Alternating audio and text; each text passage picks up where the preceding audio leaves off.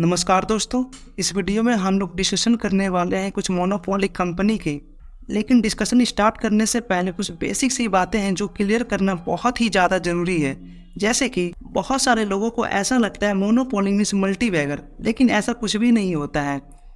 हम लोग ऐसा कह सकते हैं कि मोनोपोली कंपनी को मल्टीबैगर बनना थोड़ा ज़्यादा आसान होता है, लेकिन मोनोपोली है तो मल्टीबैगर बनेगा ही, तो ये कहना बहुत ही गलत होगा। तो इस वीडियो में हम लोग मेनली 3 टाइप के स्टॉक्स देखने वाले हैं, जहां पर हम लोग सबसे पहले देखें कि कुछ मोनोपोली कंपनीज ऐसी भी है मार्केट में जो कि लॉन्ग टर्म में अपने इन्वेस्टर्स को कुछ भी रुपए कमा कर नहीं दिए, यानी कि मोटा मोटी कहें तो जीरो रिटर्न। और दूसरी तरफ कुछ मोनोपोली कंपनीज ऐसी भी हैं जो लॉन्ग टर्म में अपने इन्वेस्टर्स को रिटर्न की बात तो दूर, उसने अपने इन्वेस्टर्स के पैसा उल्टा डुबाया ही है। और साथ ही साथ कुछ कंपनीज ऐसे भी देखने वाले जो कि मोनोपोली तो नहीं है, लेकिन मार्केट में मोनोपोली जैसा ही इंजॉय करता है, यानी कि उसका मार्केट शेयर इतना ज़्यादा बढ़ चुका है कि वो मोनोपोली इंजॉय कर रहा है।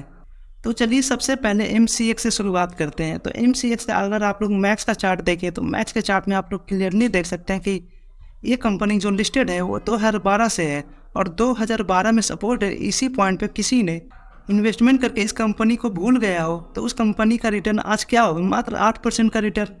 तो कंपनी ने 13 सालों में लगभग 8% का रिटर्न, तो क्या ये कोई रिटर्न देखने को मिल रहा है? हम लोग मार्केट में इतना बड़ा रिस्क लेकर सिर्फ 8% का रिटर्न लेने के लिए आए हैं क्या? तो बाजी सी बात है, इसका जवाब ना में ही होगा।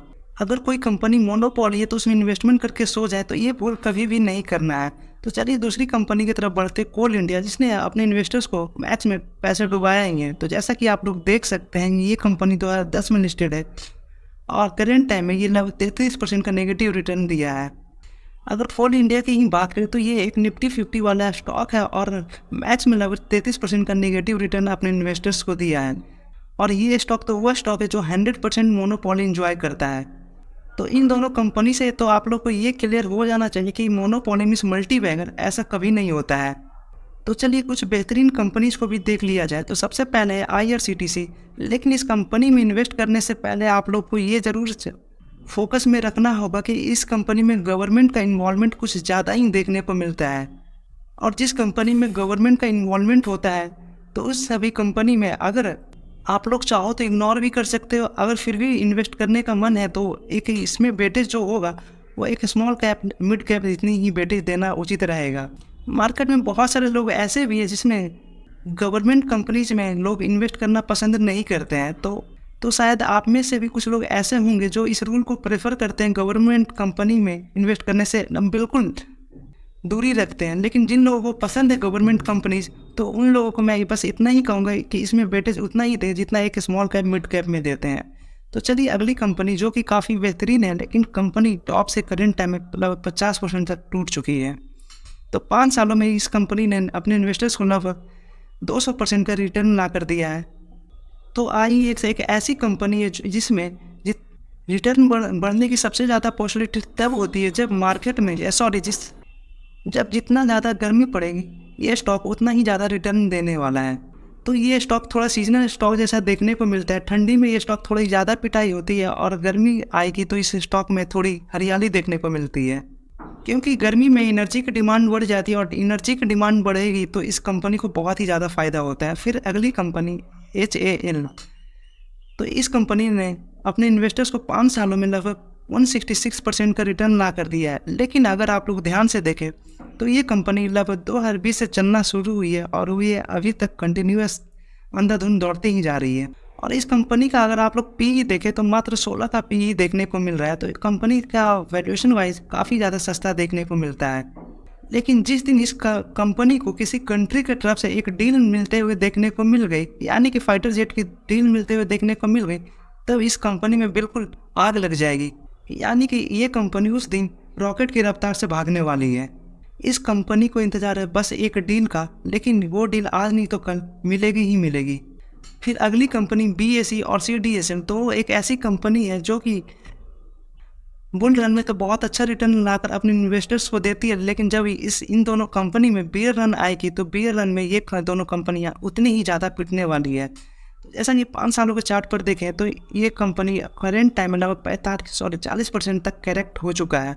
और वहीं पर BSE को देखें तो BSE कि 5 सालों में अपने इन्वेस्टर्स को 91% का रिटर्न, जो कि कोई इम्प्रेसिव रिटर्न तो देखने को नहीं मिल रहा है। और जब टूटा ये कंपनी, ऑलमोस्ट 44% तक ये कंपनी टॉप से टूट चुकी है। अगर इन दोनों में से कोई एक कंपनी में आप लोग इन्वेस्टमेंट के बारे में मुझसे पूछें तो मैं तो CDSL के बारे में ही कहूँगा, क्योंकि CDSL में थोड़ी कम फ्लक्चुएशन देखने को मिलती है। लेकिन NSE में अगर BSE में मैक्स का चार्ट देखें तो बहुत ही मैसिव फ्लक्चुएशन देखने को मिलती है। अगली कंपनी टाइटन्स। बहुत सारे लोग कहेंगे कि टाइटन्स कौन सी मोनोपोली स्टॉक्स है, लेकिन मैं ये कहूँ कि मार्केट में जो सबसे ज़्यादा मार्केट कैप्चर कर रखा है ज्वेलरी सेक्टर से, तो वो कौन सी कंपनी है? तो आप लोग का जवाब वाजिब सी होने वाला है, टाइटन्स। तो ये कंपनी मोनोपोली तो नहीं है, लेकिन मोनोपोली से कम भी नहीं कहा जा सकता। जैसे कि हो गई टाइटन्स, एशियन पेंट, पीडीलाइट, ये सभी कंपनी मार्केट में 80-90% तक ये अकेली कैप्चर कर रखी है। बाकी 10-20% पे तो बाकी सभी प्लेयर्स खेलते रहते हैं। तो इसीलिए इस ग्रुप में टाइटन्स को भी रखा गया है। तो टाइटन्स ने भी अपने इन्वेस्टर्स को मल्टी बैग रिटर्न ला कर दिया है। तो 5 सालों में 175% का रिटर्न, और आप लोग चाहो तो इसमें बिल्कुल इन्वेस्टमेंट करके आगे बढ़ सकते हैं। ये एक ब्लू चिप कंपनी भी है, और दूसरी ये कंपनी में आज भी इतनी पोटेंशियल है कि ये कंपनी अभी से 8-10 गुना बड़ी मार्केट कैप कर सकती है। अगर सिंपली कहें तो इस करंट वैल्यूएशन पे, या फिर यूँ कहें कि करंट मार्केट कैप के हिसाब से भी ये कंपनी यहाँ से भी 8-10 गुना तक बड़ी हो सकती है। अगली कंपनी एशियन पेंट। ये कंपनी तो किसी इंट्रोडक्शन का मोहताज नहीं है।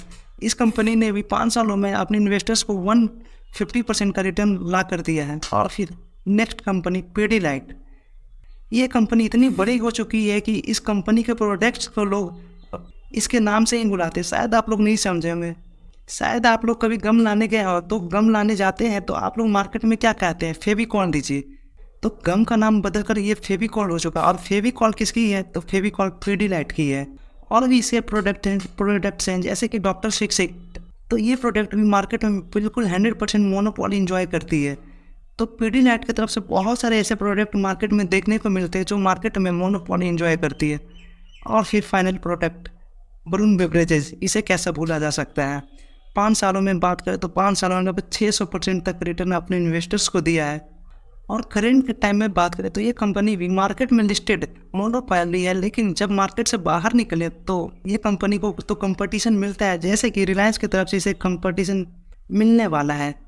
तो इसके कंपटीशन में एक बहुत ही बड़ा हाथी यानी कि रिलायंस अपने प्रोडक्ट को उतारने वाला है सॉफ्ट ड्रिंक के सेक्टर में। तो आज के टाइम में ये कंपनी तो 100% मोनोपोली ही लेवल इंजॉय कर रही है, लेकिन भविष्य में कहा नहीं जा सकता है।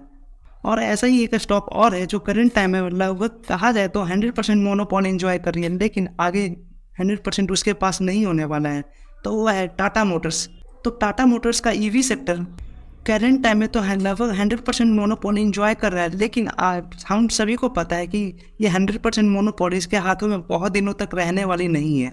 तो इससे एक लर्निंग लेसन और सीखने को मिलता है।